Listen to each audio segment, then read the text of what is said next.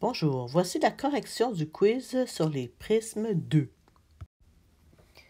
La première question demandait de trouver l'aire totale d'un prisme à base hexagonale. Alors, la hauteur est 20 cm, la base a des côtés de 8 cm et l'apothème de la base est 7 cm.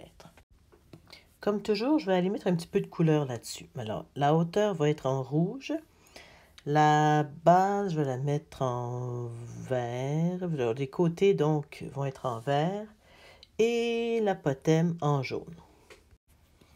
Et bien sûr, je vais développer mon solide et je vais commencer à le colorier. Alors, en rouge, on a dit que c'était la hauteur du solide.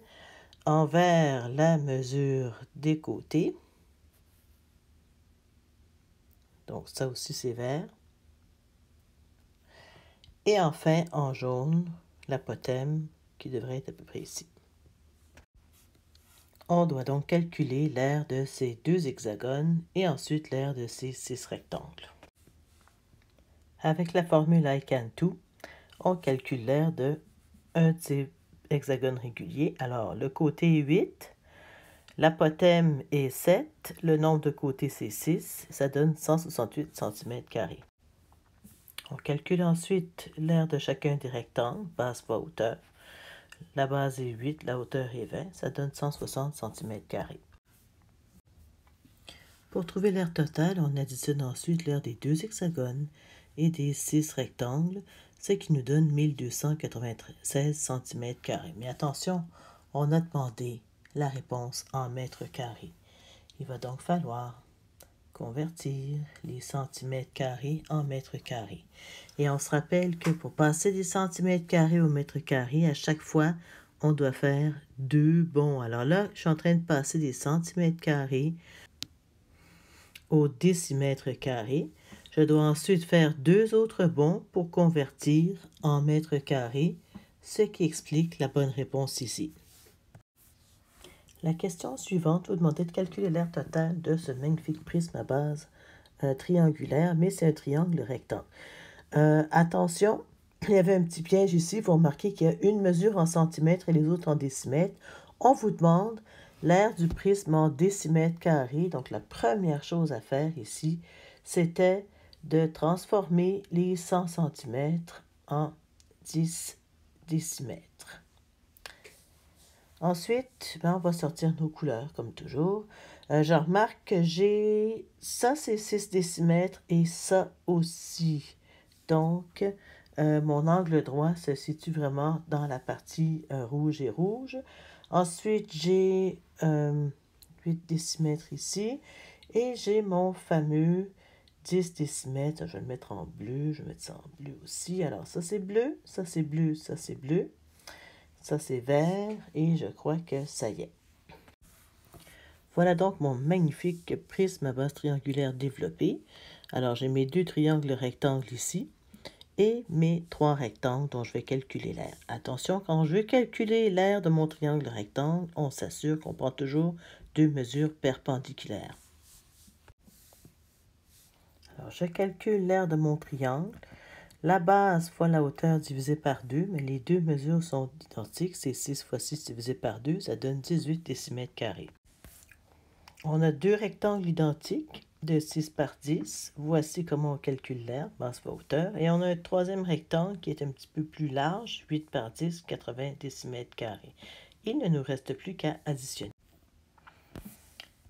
Alors, pour additionner, on a nos deux triangles, 2 fois 18, plus chacun des rectangles, 60, 60, 80. Ça donne 236 décimètres carrés. On nous demandait ensuite l'aire totale de ce prisme à base ennéagonale. Attention, un ennéagone, ça a 9 côtés. Alors, comme toujours, on va calculer l'aire d'une base, ensuite l'aire d'un des rectangles. On va multiplier les bases par 2 puis les rectangles par 9. Mais il y a encore un piège ici.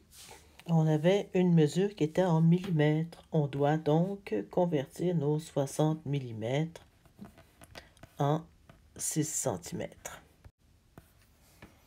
Alors, on fait côté fois apothème fois nombre de côtés divisé par 2. Le côté, on a converti 60 mm en 6 cm. Voilà notre 6. L'apothème est 9 et il y a 9 côtés. Ça fait 6 fois 9 fois 9 divisé par 2, 243 cm². Attention, ça c'est juste l'aire de une base. On calcule ensuite l'aire d'un de ces rectangles, base fois hauteur. La base est 6 cm, la hauteur est 18, ça fait 6 fois 18, 108. L'aire totale est donc 2 fois l'aire de la base plus 9 fois l'aire d'un rectangle, ce qui donne 1458 cm². Maintenant, la question qui demandait à quel prisme ce développement correspondait, on doit regarder un petit peu les faces attentivement. Il y a un prisme qu'on peut tout de suite éliminer parce que la face, la grande face, n'a pas du tout la même allure. Donc, on l'élimine. Voilà, ça, c'est pas la réponse possible. Qu'est-ce qui reste comme réponse? Ah, là, ça commence à être plus compliqué. Celle-là est un petit peu en diagonale, alors on la voit pas bien. Mais on remarque tout de suite, regardez, comparez bien ce rectangle-là. Si je peux le déplacer, je vais le mettre à côté comme ça. Si je compare ce rectangle avec celui-ci, ici, j'ai presque un carré, alors qu'ici, c'est vraiment pas comparable à un carré. Alors, on voit un autre qu'on élimine. Ben, le seul qu'on pouvait garder, c'était celui-là, ce qui était la bonne réponse. Celui-là, j'ai pensé vous faire un cadeau. Alors, on voit que ce n'est pas une pyramide parce qu'il y a 2 faces triangulaires seulement. Donc, ça ne peut pas être des faces latérales d'une pyramide, c'est bien un prisme.